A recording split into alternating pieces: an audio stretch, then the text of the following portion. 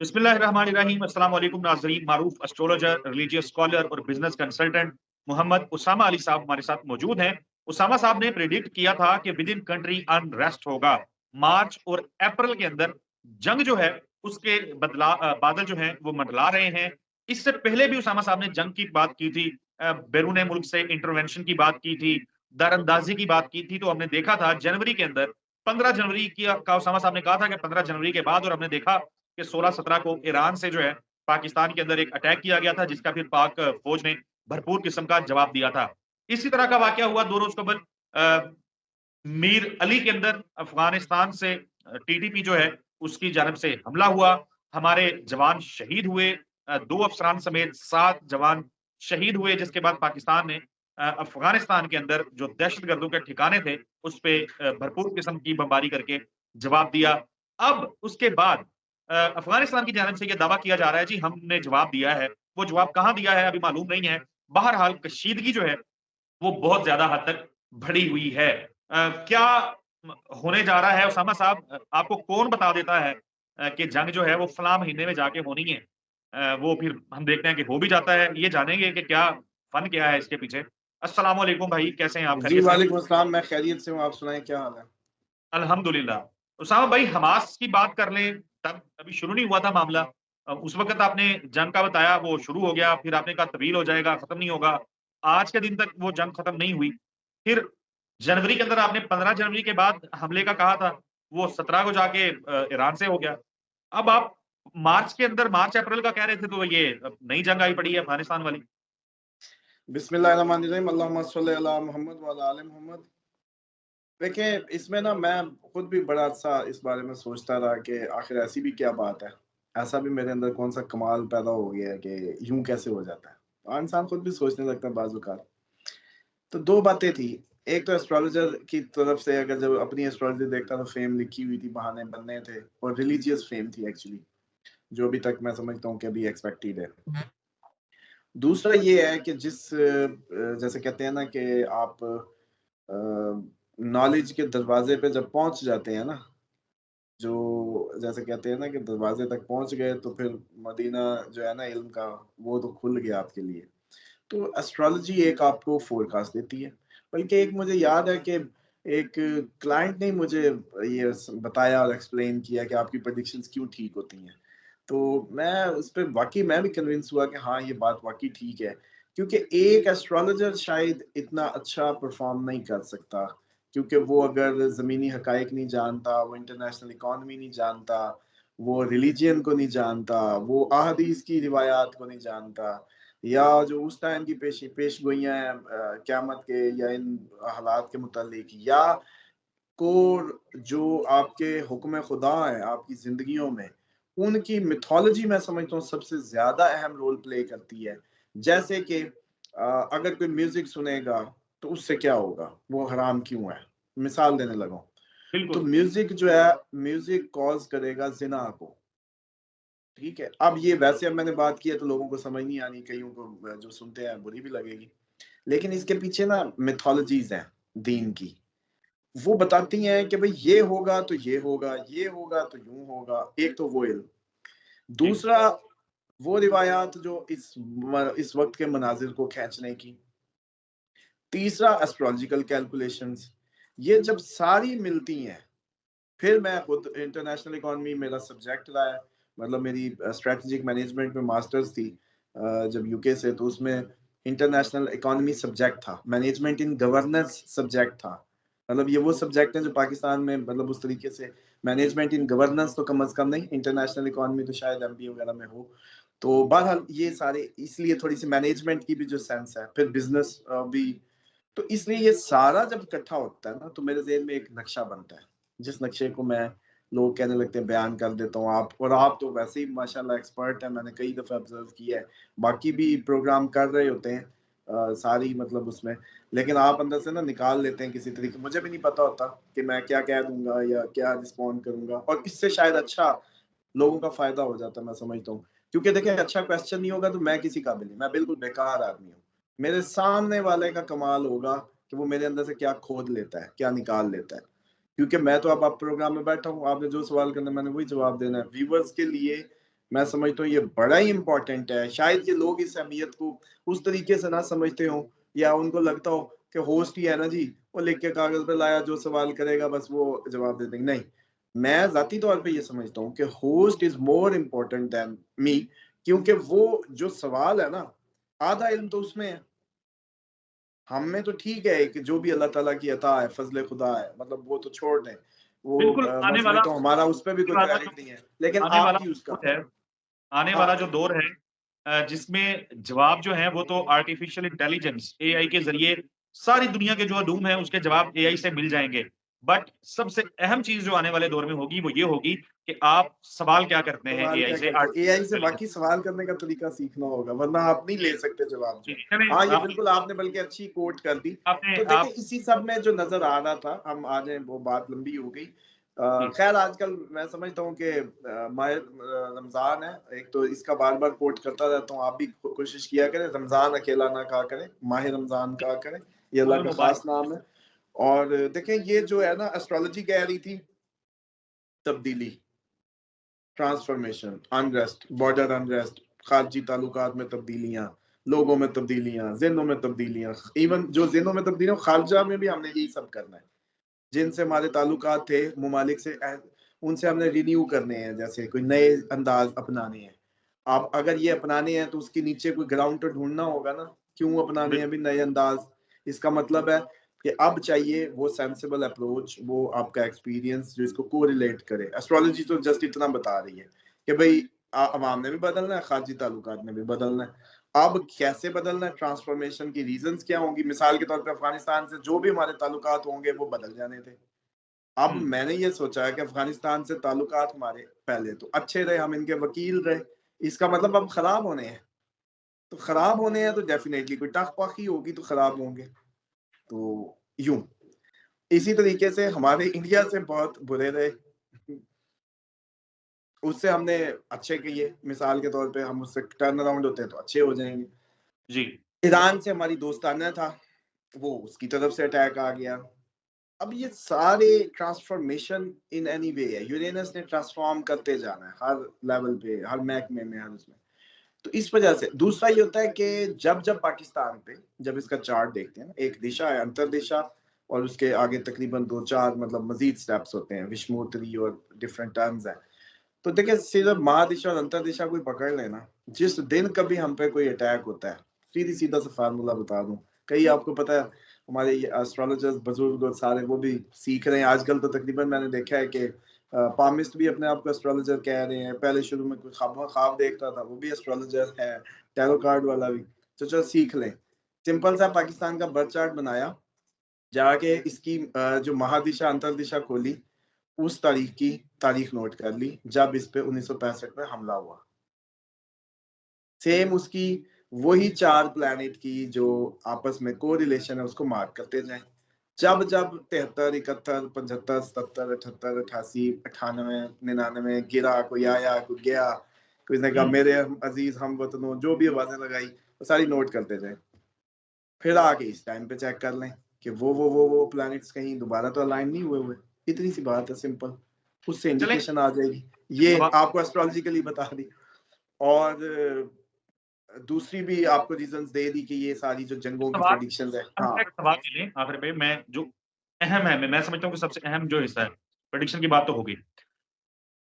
2 हिस्से हैं इस सवाल के। नंबर 1 क्या अफ़गानिस्तान के साथ महाज़ जो है ये मज़ीद आने वाले दिनों में गर्म होगा? एक तो ये बताएँ और दूसरा हमारे लोग जब इनको जंग की बात की जाती है, बताया जाता है तो ये मज़ाक उड़ाना शुरू हो जाते हैं। फिर कहते हैं जी अच्छा अजीबो-गरीब किस्म का तमस्खर उड़ाते हैं।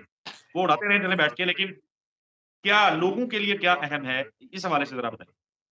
देखिए ये बड़ी अच्छी बात है। देखिए थोड़ी-सी असद साहब इसको ना, मुझे अच्छा लगता है आपका ये एटीट्यूड कि सॉल्यूशंस देना, प्रॉब्लम को सॉल्व करना। कहानियाँ तो ठीक है, कहानियाँ कहानियों की हद तक रहेगी।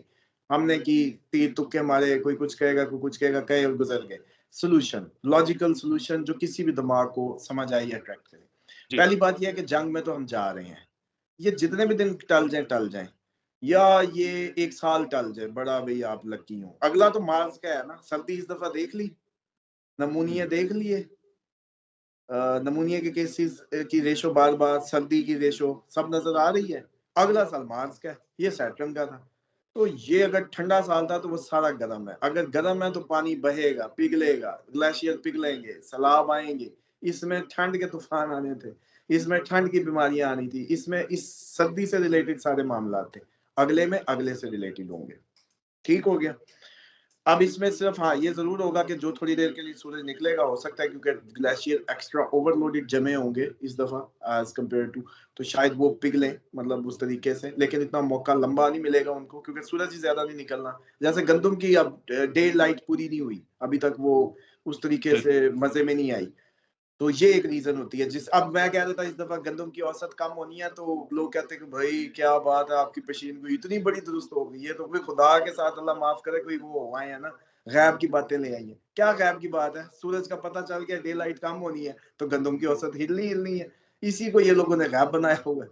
तो ये थोड़ी सी जैसे कहते हैं हम असल में बैसियत नेशन ना अकल और इनके जो मैच्योरिटी से बड़ी दूर है। हमें 70-80 साल हुए हैं और दुनिया की सदियों पुरानी नेशंस हैं, उनके ताल्लुम है रोज रोज सीना बसीना, बाप दादा चीजें।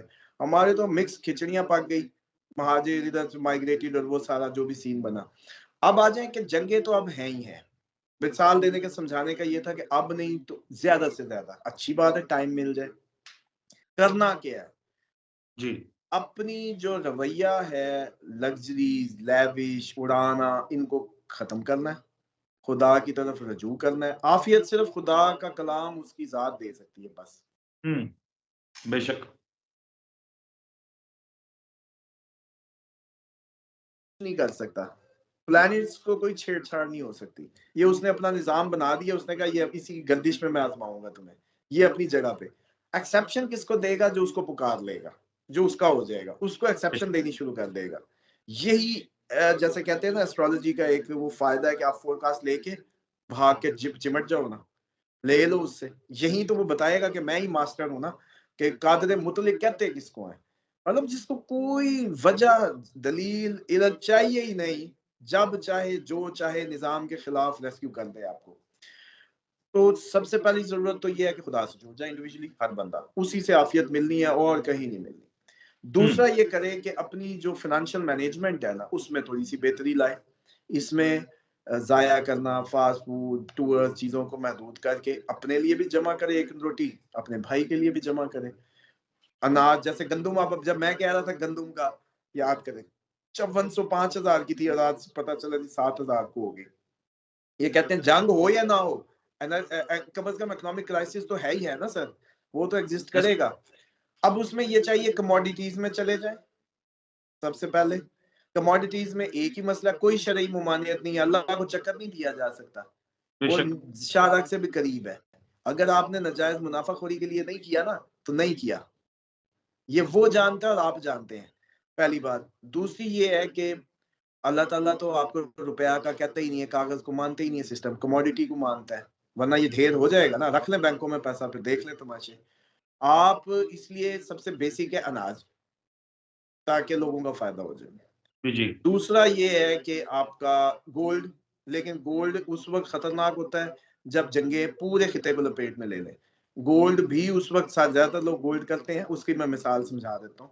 देखिए मेरे पास गोल्ड है, इट इज गुड, मैंने बॉर्डर पार किया, मुहाजिर बन गया, जंग इधर आ गई, ईरान चला गया, अफगानिस्तान चला गया, गोल्ड मैंने कैरी कर लिया, चल जाएगा उधर।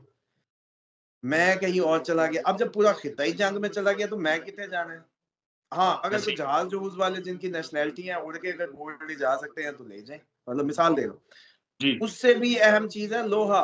जब इंपोर्ट्स पे पाबंदी, रास्ते महदूद हो जाएंगे, मसदूद हो जाएंगे, हमारे पास डॉलर नहीं होंगे, बाहर से मंगवाने का कुछ नहीं होगा, तो लोहा एक वो है जो कौमों को एक खड़ा करने में अहम रोल अदा करता है। तो इसका कबाड़, इसका स्क्रैप, इसमें गार्डर, इसमें जो भी लोहे में फिर पैसा महफूज है सोने से भी ज्यादा। अब इससे भी अगली, ये मैं उल्टी तरतीब से शुरू हुआ हूँ, अब मैं आपको जी पहली तरतीब पे लाने लगा कि सबसे पहले है कि एग्री लैंड में चले जाएं, कमर्शियल से निकल जाएं, पैसा जितना भी अकाउंटों में है भाग के जमीनें खरीद लें, एग्री लैंड्स में चले जाएं। बल्कि इसमें जो हमने इको मॉडल सिटी के लिए जो बताया था अपने नाजरीन को भी कई दफा, कि एक ऐसा शहर आबाद करेंगे जिसमें कोई अगर चला जाएगा तो उसको रुपए पैसे की जरूरत नहीं होगी, वो 1 एकड़ और 1 कैनाल के साथ ऐसा हम सर्कल घुमाएंगे कम्युनिटी का, कि कोई भी उसमें रहे तो उसको दूध सब्जी खाना सब कंपनी ऑपरेटेड मिले और एक ही दफा पैसे लगा के बस उसका हिस्सा बन जाए कम्युनिटी का। तो उसके लिए बल्कि लैंड भी मार्क हो रही है कि जहाँ थोड़े से इनके जंगों के असरात नहीं है, बल्कि उसके लिए जो इन्वेस्टर्स काइंड ऑफ लोग हैं जो भी अपना पैसा एग्री में डालना चाहते हैं, तो उसकी एक कंपनी बन रही है। 250-250 एकड़ के वो बनेंगे स्लैब्स कि उसका पार्ट बन जाए और वो एक अच्छा सेफ वे है। अब ये देखें कि प्रॉपर्टी तो किराया नहीं देने लगी आपको, जैसे बिल्कुल, कोरोना में किराए मर गए, अब प्लाट भी ऐसा ही करेगा, लेकिन वो एग्री की जमीन फिर भी गंदुम उगलेगी, फिर वो फिर भी आपको जो है कुछ ना कुछ देगी, सर्वाइव बिल्कुल, करवाएगी। तो कहीं भी हैं आप, किसी भी मुल्क में हैं आप, पहली प्रायोरिटी एग्री, दूसरी प्रायोरिटी लोहा, तीसरी प्रायोरिटी, और फूड को तीसरी पे क्यों कर रहा हूँ वो भी मैं आपको रीजन दे दूँ। जनाब फूड आ गई ना, तो अगर फूड का इम्तिहान आ गया तो आपको देनी पड़ेगी। फिर आपके सामने लोग मार रहे हो भूखे, तो फिर ये तो नहीं हो सकता कि आप कहें कि ये तो मुझे इतने पैसे दोगे तो फूड मिलेगी, या वो लूट लेंगे या वो आपको जो है देनी पड़ेगी। या इंसानियत के नाते ऐसी भी जिंदगी भी आपने अकेले जी की, इतनी वो मनो रख के पैसा क्या करना जब सामने दुनिया मर गई। तो वो इसलिए मैं समझता हूँ कि आपका अपना इम्तिहान सख्त हो जाएगा, इसलिए फूड में तो अपने जोगा कर लें, जितना बिल्कुल अपनी ठीक। अपनी बहन भाइयों का अपनी फैमिली का इंतजाम कर लें। यार ये जो एग्री लैंड है यार, देखें एक मुरब्बा सस्ते इलाके हैं जहाँ जहाँ अच्छे अच्छे मुरब्बे करके औसत तो वही ली जा सकती है, तो आप पूरी आवाम के लिए एक बंदा मुरब्बा ले लेगा, पूरे खानदान को पाल लेगा उधर, ऐसे हालात हुए तो इसलिए मैं समझ रहा हूँ कि ये थोड़ी सी है प्लानिंग की जरूरत सबको। बिल्कुल और ठीक है उसामा भाई, खसूसन जो आपने मैन्युफैक्चरर्स हैं इंपोर्ट को लेके, वो अपना किबला सीधा कर लें। इंपोर्ट्स पे अगले आने वाले टाइम में रास्ते के भी मसाइल होंगे, डॉलर के भी मसाइल होंगे, हर लिहाज से। तो ऐसे जितने भी बिजनेसेस हैं जो इंपोर्ट से रिलेट कर रहे हैं, वो तो बस अपने आप को समेटें और लोकल रॉ मटेरियल्स की तरफ, कुछ सॉल्यूशंस की तरफ जाएं बस फौरन। बिल्कुल ठीक है उसामा भाई, बहुत शुक्रिया आपके कीमती वक़्त का। आखिर में नाज़रीन आपके लिए सिर्फ़ 2 चीज़ें ऐड कर देता हूँ, वीडियो तवील हो गई है। नंबर 1, जब प्रॉपर्टी की बात उसामा साहब ने की है, तो हमारे जो नए वज़ीर ख़ज़ाना हैं औरंगज़ेब साहब, उन्होंने वाज़ेह तौर पे जो प्रायोरिटीज़ बताई हैं, उन्होंने कहा है कि रियल एस्टेट के ऊपर तो टैक्सेस लगेंगे ही लगेंगे। तो ज़ाहिर है पहले भी, इससे पहले भी टैक्सेस का जाल है एक लंबा-चौड़ा, मज़ीद अगर टैक्सेस लगेंगे, तो रियल एस्टेट की क्या हालत होगी वो आप इमेजिन कर सकते हैं। दूसरी बात, शुरू के हिस्से में उसामा साहब ने की थी कि खारजा महाज के ऊपर हमारे जो ताल्लुकात हैं, ट्रांसफ़ॉर्मेशन होगी उसकी। तो इसका एक मुँह बोलता सबूत ये है कि जिन ममालिक के साथ हम डील करते आए हैं हमेशा से, और हमारे ताल्लुकात सियासी हुकूमतों की वजह से, कभी पीटीआई, कभी नून लीग, अपनी-अपनी प्रायोरिटीज़ की वजह से खराब भी हुए हैं।